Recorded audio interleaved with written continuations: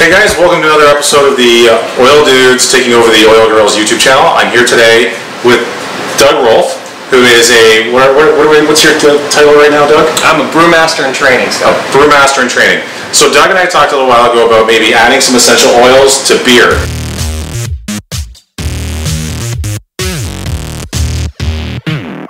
So Doug got very excited about the beer, couldn't care less about the essential oils, but I brought a little lime and a little lemon. And so Doug, you did a little research last night. Tried to figure out a little bit about if anyone's been using essential oils. And typically in beer we get our essential oils that we're going for in aroma and flavor from hops. So I'm learning a bit about that in school right now. But in terms of an extract, an essential oil extract, it's a little bit of a different thing. There's not a ton of stuff out there that I found on the internet, but we're going to try a little bit of an experiment and see how this goes. I think it's going to be a very minute amounts to get this proper. So we discussed a little bit earlier, because I think I actually went and read the same articles that he did. I didn't understand a word of it because I'm not a beer. I just like to drink beer. Making it is completely out of my element. But we've got this big pot of water boiling, and I think you said 1 to 2 drops total is going to go into there. Yeah, I think I tried to work out that in a dry hop amount that we would typically add in this 5-gallon-ish batch at the end of the day, the essential oil compounds that would be similar to the kinds that you would get in citrus would at best be in around a couple of drops. From the best that I could kind of figure out, doing a little bit of math and trying to work it out, but we're still going to be adding hops to this beer. We're going to make an IPA sort of style, which means there will be hops added during the boil. There will be hops added during post-boil. In dry hopping, it's called, when it's fermenting. And we're going to use some of the essential oils. So I've got a lime and the A+ line, and I've got a lemon also in the A+ line that we're going to be using today. Yeah, and we think. I think Scott and I both think this will complement some of the flavors and aromas that hopefully we're going to get out of the hops that we will be adding. Because now you said the hops has a grapefruit and there's 2 hops we're going to be using, Chinook and Cascade. They complement each other pretty well. There's going to be a little bit of hopefully grapefruit, a little bit of spice, a little bit of floral from those 2 hops. And then I think the citrusy aspects of the grapefruit should go well with a little bit of lemon lime in there. We'll see. We'll see if we can detect at the end of the day the lemon, the lime, and hopefully we don't want to overkill it though. We don't want to make it undrinkable. So we don't want a Bud Light lime here. That's right. That's right. So it'll be an experiment. We're going to see. If I had more fermenters, we could probably divide it up into a whole bunch of different batches. But right now we're going to try for 1 batch, and we're going to hope for the right dosing.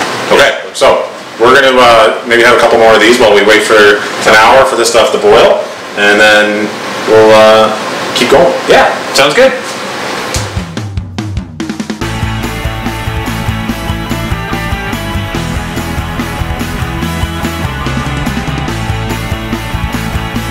Alright, what are you doing? Alright, so we're making a IPA today in a brew in the bag sort of method. So we have our hot water, our warm water at the right proper temperature, put in the bag in, and then we're using about 10 pounds of grain to make this particular IPA. So we're just going to dump in the grain really slowly. A little bit of dust kind of gets in the air, so we can take our time. And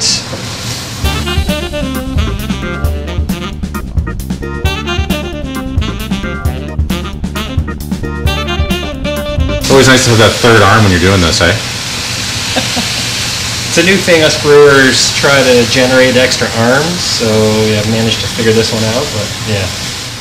So 2 different kinds of grains. So C15 has it's going to add a little bit of color, a little bit of some caramel tones to the beer to help balance some of the bitterness we're going to be adding with the hops. And hopefully complement well the citrusy stuff we're going to get both from our hops and from the essential oils we're going to add.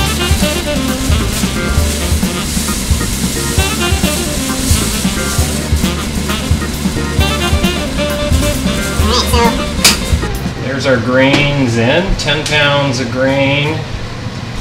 And we had about 6 gallons of water, but we're gonna check our volumes after we're done and just make sure we got the right amount for the target alcohol volume I'm going for. Okay, so we're back here.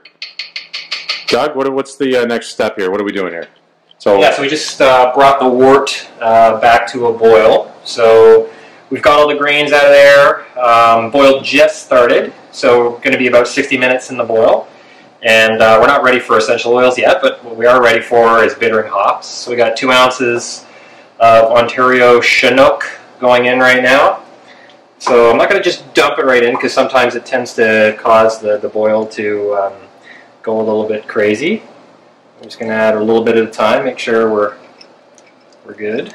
So now we were talking just off camera here a few minutes ago about this with the hops.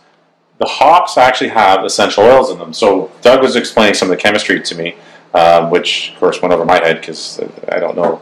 I think I went through grade 12 chemistry like 4 times. But Doug, so explain the chemistry behind the essential oils and the hops.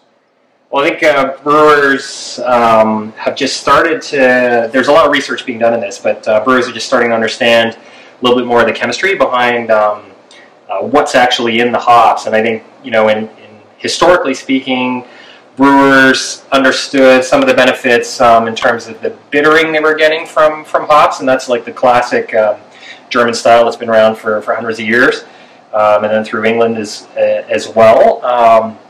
But aroma and flavor is, fairly modern thing. And then what is really adding the aroma and flavor from the hops? And so, in the hops, there's compounds that are giving us the bittering aspects, the alpha acid content, and a few other things are giving us bittering, but alpha acid is the primary one. And dual purpose hop like Chinook has fairly high alpha acid content, so we're getting that out now by going early stage boil. The essential oils that are in there, including this Chinook hop, are going to get mostly destroyed and flashed off by adding them at this stage. But we're going to add them later on as well to retain those essential oils that we want for aroma and flavor. So right now, we'll probably start smelling some yummy stuff coming out of the hops, but that's not good actually for the beer. It means it's all going to the environment. It's not going in our beer. So this is really just the bittering stage right now. So again, we're just going to finish adding this up, and you can see a little bit of green vegetal kind of matter rising to the top, and it's going to get mixed in with the boil. But by adding it throughout this boil stage, the alpha acids aren't useful until they get isomerized, and that means they're getting converted by heat into water soluble. And that's what we're doing by adding them at this part of the process. We're isomerizing the alpha acids, and the essential oils are getting flashed off again, but we're going to check back in later. We're going to add some towards the end of, just after the boil actually, more hops, but then we're actually going to add essential oils. We're the 2 essential oils that we're going to try in sort of the whirlpool stage, we call it in the typical brewery, but as we start cooling down after the boil. Okay guys, so I've been here with Doug Rolfe, who is a brewmaster in training, and we've been working on making an IPA here. You can kind of see it in behind me here. We're just getting to the point. We've been working on this for about 2.5 hours, 3 hours actually, and they've been feeding me beers the whole time, which has been great. Doug's going to be picking it up, and we're transporting it to cool it all down. So we're chilling it. We're going to chill it. This is the best part, so it's just about done. And then we're going to add all our essential oils. Yep. So it just came out of the boil, and we've got to bring it down to close to room temperature, 20 degrees C-ish. Cool. Hey guys, I'm back at Doug's place, and Doug is here with me. And beer, what's going on today? Why am I back at your place here, Doug?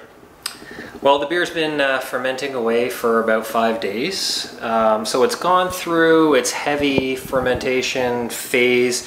There's probably still a little bit of yeast activity. It's probably not 100% attenuated or done in terms of the fermentation, but this is a good time to dry hop. So, okay, so what's a dry, what do you mean by dry hop? What does that mean?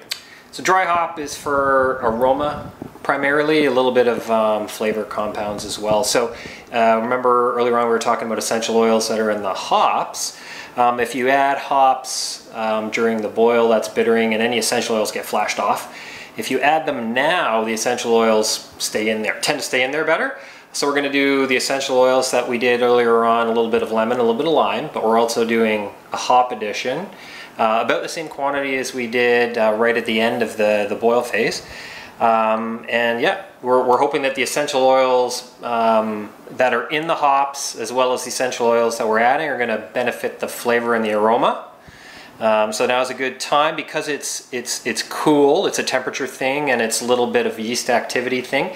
Actually, we're hoping the yeast are a little bit active still, and they can potentially modify essential oils into other more interesting flavors and compounds. So that we're hoping for a little bit of that. Cool. But also retain a little bit of the citrus and pine that's in our hops anyway. Okay, cool. So let's get to it then. Yeah. I'm going to put this around.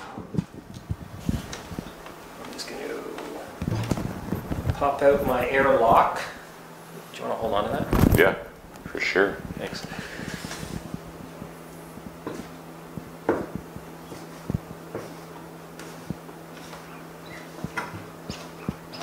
I can smell the beer.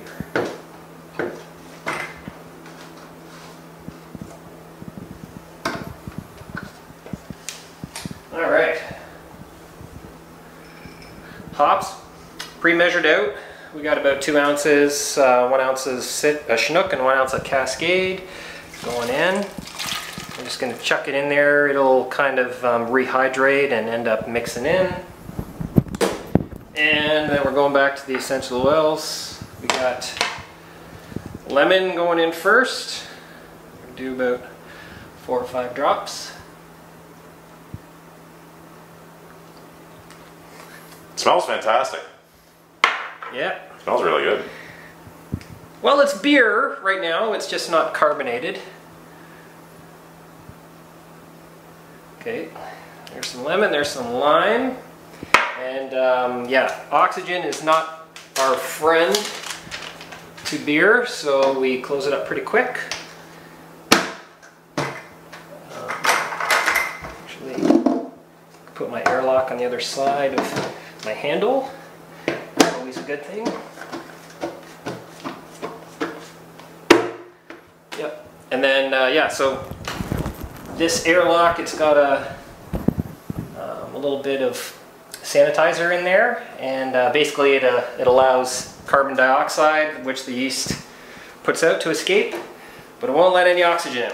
So yeah, it's good. Now we're going to let it ferment again for about 3 more days. It should be done probably before the end of the weekend, but since I'm going away, we'll give it a couple extra days.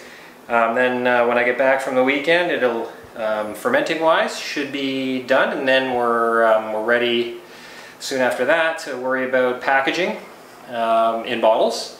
And that's also when we add a little bit of extra sugar. We're going to use maple syrup in this case. Priming sugar, it's called, in the bottles, and the yeast eats the sugar, creates the carbon dioxide, and that's how we get the bubbles put back in the beer. So right now, carbon dioxide is going to escape out. Perfect. And then we get to drink it, right? And then we can drink it after about another week to 2 weeks after that. Awesome. Okay, thanks, Doug. So we will we'll get back to the this when it's ready. Yeah, it's smelling good, so can't wait.